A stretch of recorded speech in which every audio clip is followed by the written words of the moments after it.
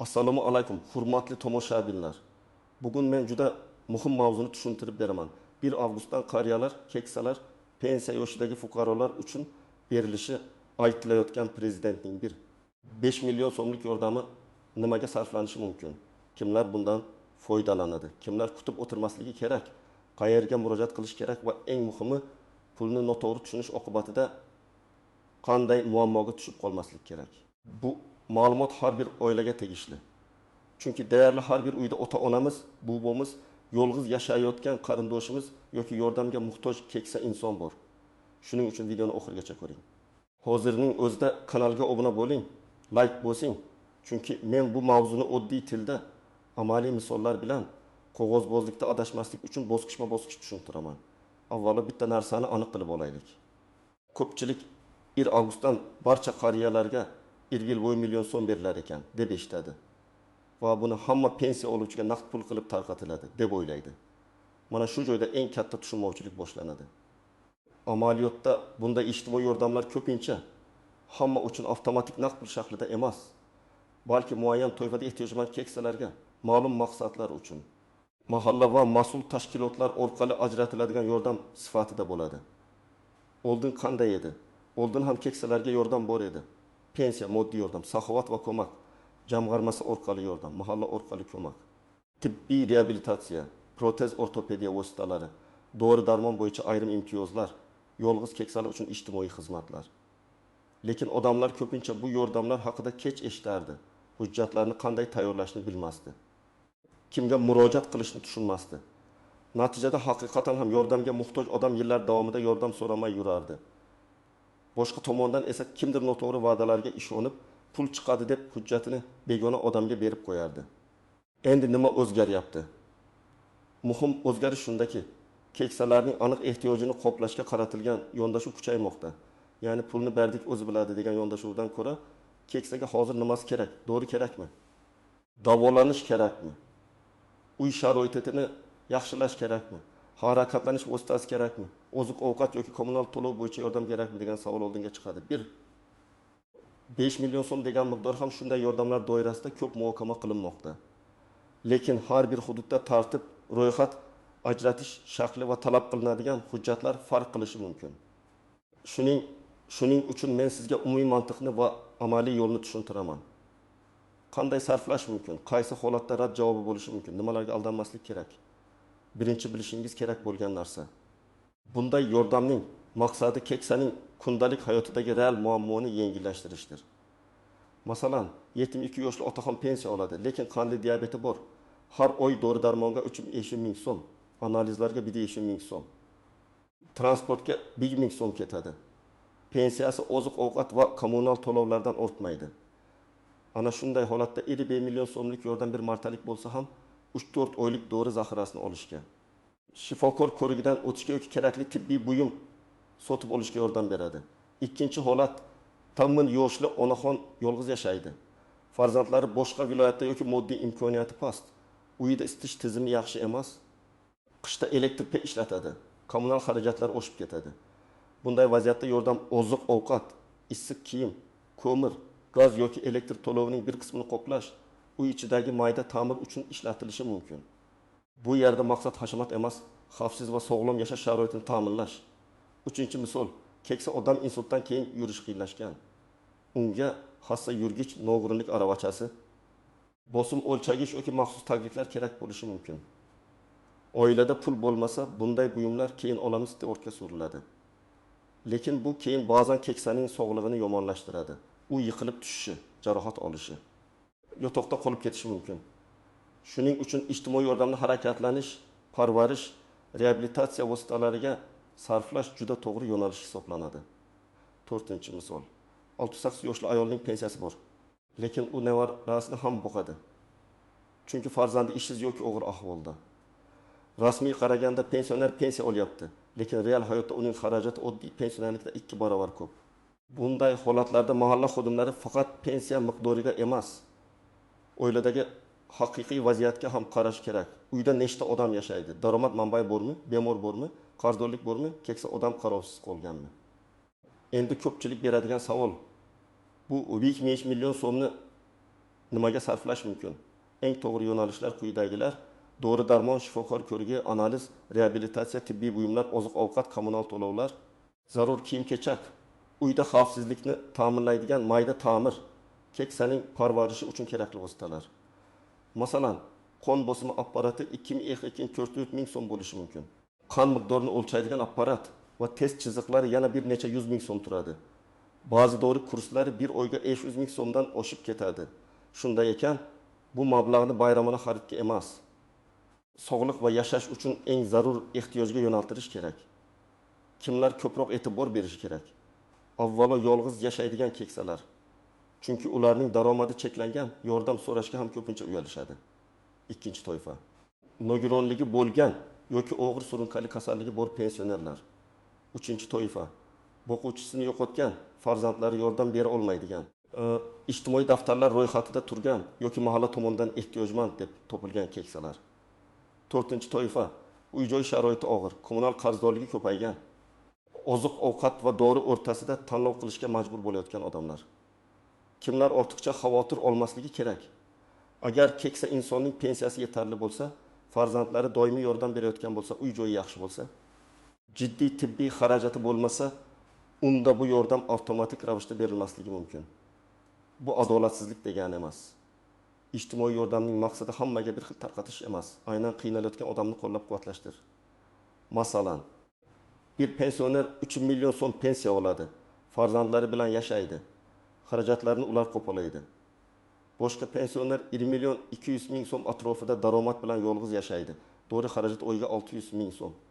Tabiiyki, mahalla birinchi navbatda ikkinchi odamning holatini ko'rib chiqadi. Yana bitta nozik jihat bor. Ba'zi odamlar prezident puli ekan, xohlagan narsamga sarflayman deyishi mumkin. Lekin maqsadli yordamda bu to'g'ri yondashuv emas. Agar yordam dori uchun ajratilgan bo'lsa, dori olganingizni tasdiqlovchi chek kerak bo'lishi mumkin. Agar kommunal to'lov uchun bo'lsa, to'lov kvitansiyasi kerak. Agar oziq-ovqat uchun bo'lsa, ba'zan mahsulot ko'rinishida berilishi mumkin. Shuning uchun oldindan menga pulni qo'lga berishadimi yoki xarajatimni qoplab berishadimi deb aniqlashtirish kerak. Endi eng ko'p uchraydigan xatolarni aytaman. Birinchi xato: eshitgan gapga ishonib, darhol pasport nusxasini, bank kartasini, SMS kodini begona odamga berish. Hech qachon bunday qilmang. Davlat yordami uchun bank kartangizning PIN kodi, telefoningizga kelgan SMS kod, plastik karta raqamingizning barcha ma'lumotlari begona odamga kerak bo'lmaydi. Agar kimdir 1 million chiqarib beraman, SMS kodni ayting desa, bu xavfli holat. Mahalla, pensiya jamg'armasi, ijtimoiy xizmat xodimlari rasmiy tartibda ishlaydi. Ular sizdan maxfiy kod so'ramasligi kerak.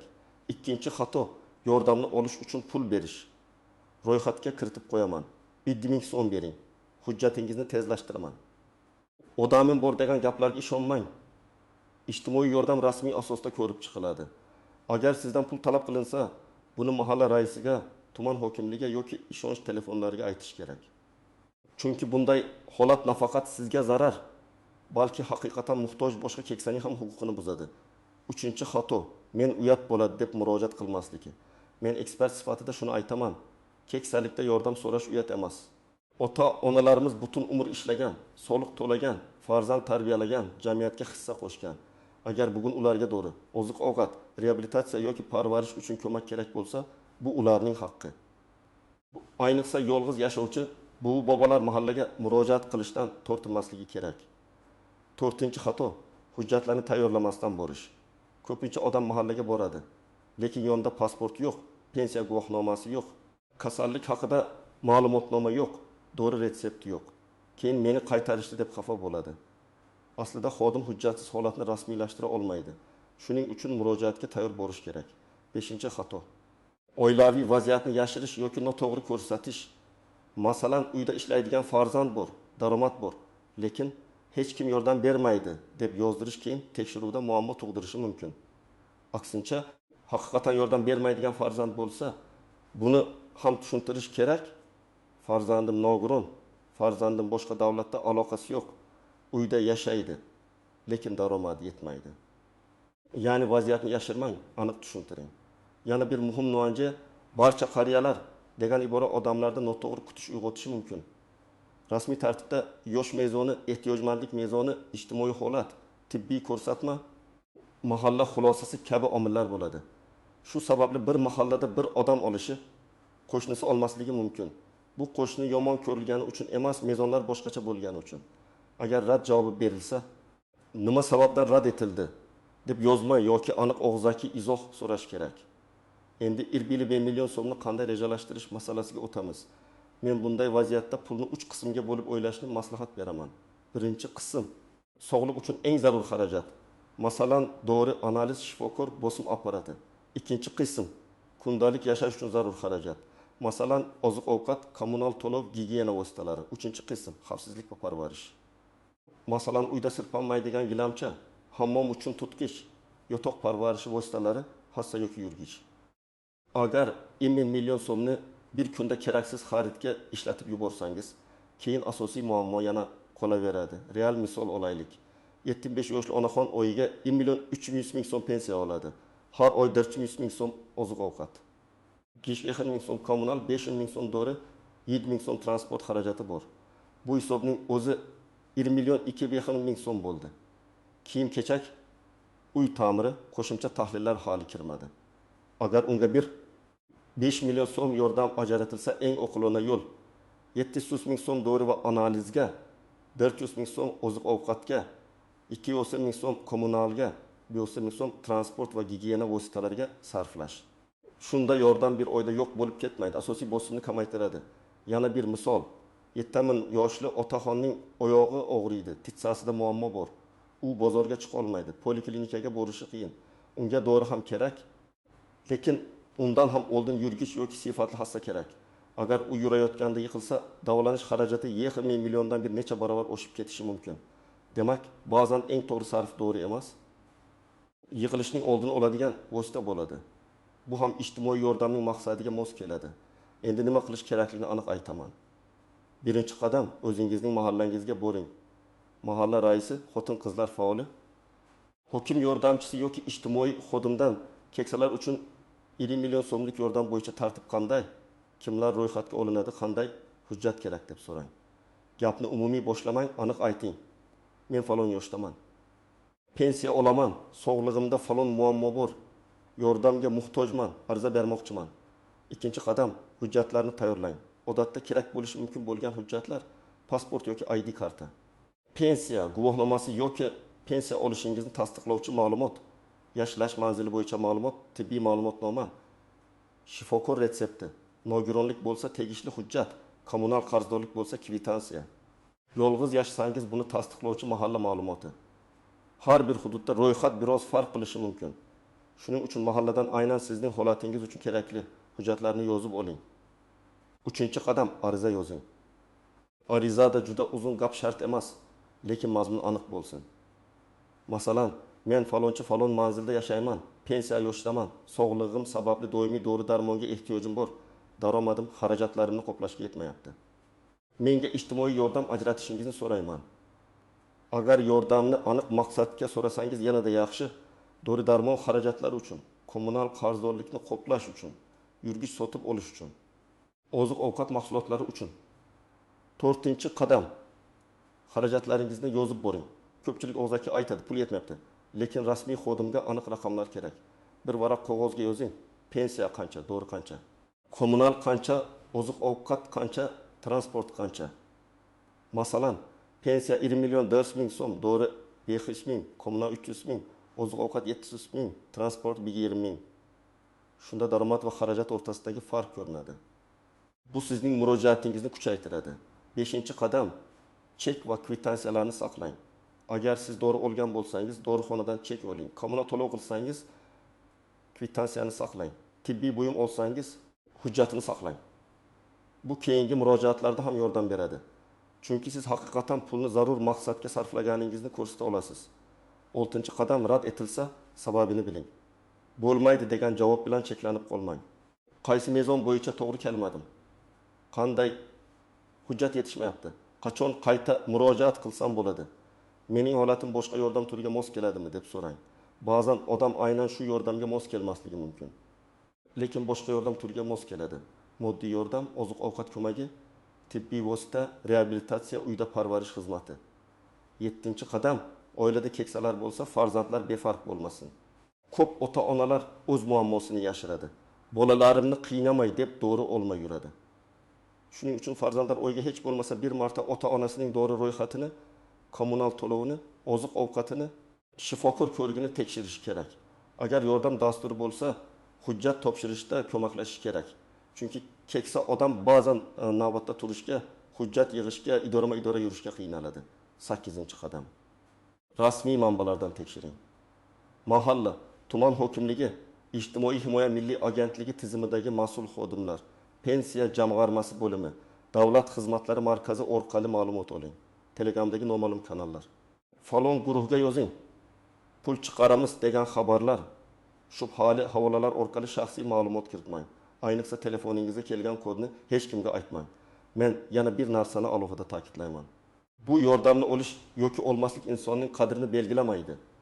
Kimdir oladi? Chunki bugun ahvoli og'ir. Kimdir olmaydi? Chunki hozircha o'zini eplayapti. Eng muhimi, ijtimoiy yordam haqiqatan muhtoj odamga yetib borishi kerak. Shuning uchun mahallada yolg'iz qolgan, ko'zi yaxshi ko'rmaydigan, yurishi qiyin, hujjat yig'ishga kuchi yetmaydigan keksani bilsangiz, unga yordam bering. Ba'zan bir qo'shnining mahallaga xabar berishi bir keksa odamning hayotini ancha yengillashtiradi. Yordamni nimaga sarflamaslik kerak? Men buni ham ochiq aytaman. Agar mablag' keksaning ehtiyoji uchun ajratilgan bo'lsa, uni farzandning qarziga, maishiy texnika olishga, to'y xarajatiga, telefon almashtirishga, boshqa odamning biznesiga yoki keraksiz xaridlarga sarflash noto'g'ri. Bu nafaqat maqsadga zid, balki keyingi yordam imkoniyatini ham qiyinlashtirishi mumkin. Keksaning nomiga ajratilgan yordam avvalo keksaning sog'lig'i, ovqati, uyi, parvarishi va xavfsizligiga xizmat qilishi kerak. Ba'zi oilalarda yana bir muammo bor. Pul keksaning kartasiga tushsa, qarindoshlar olib qo'yadi. Agar shunday xavf bo'lsa, mahalla yoki ijtimoiy xodim bilan ochiq gaplashish kerak. Kerak bo'lsa yordamni mahsulot, dori, to'lov yoki xizmat ko'rinishida tashkil qilish masalasi ko'rib chiqilishi mumkin. Chunki maqsad pulning o'zi emas, keksaning muammosini hal qilish. Demak, 1 avgustdan qariyalar uchun 1,5 million so'mlik yordam haqida gap ketganda, eng asosiy narsa shuki, buni hamma pensionerga avtomatik tarqatiladigan naqd pul deb tushunmaslik kerak. Bu yordam ko'pincha ehtiyojmand, yolg'iz kasal, nogironligi bor yoki og'ir sharoitdagi keksalarning aniq xarajatlarini yengillashtirish uchun beriladi. Uni dori-darmon, tibbiy ko'rik, oziq-ovqat, kommunal to'lov, parvarish vositalari va zarur yashash sharoitini yaxshilashga yo'naltirish eng to'g'ri yo'l. Men sizga maslahat beraman. Mahallaga boring, tartibni aniqlang, hujjatlarni tayyorlang, ariza yozing. Xarajatlaringizni raqam bilan ko'rsating va hech kimga SMS kod, karta ma'lumoti yoki pul bermang. Agar rad javobi bo'lsa, sababini so'rang va boshqa yordam turlarini ham aniqlang. Hurmatli tomoshabinlar, sizning mahallangizda bunday yordam bo'yicha qanday tartib tushuntirilmoqda? Keksalar haqiqatda bu yordamdan foydalana olyaptimi yoki hujjat masalasida qiynalyaptimi? Fikringizni izohlarda yozib qoldiring. Video foydali bo'lgan bo'lsa, like bosing, kanalga obuna bo'ling va bu ma'lumotni ota-onasi, bu bobosi bor yaqinlaringizga yuboring.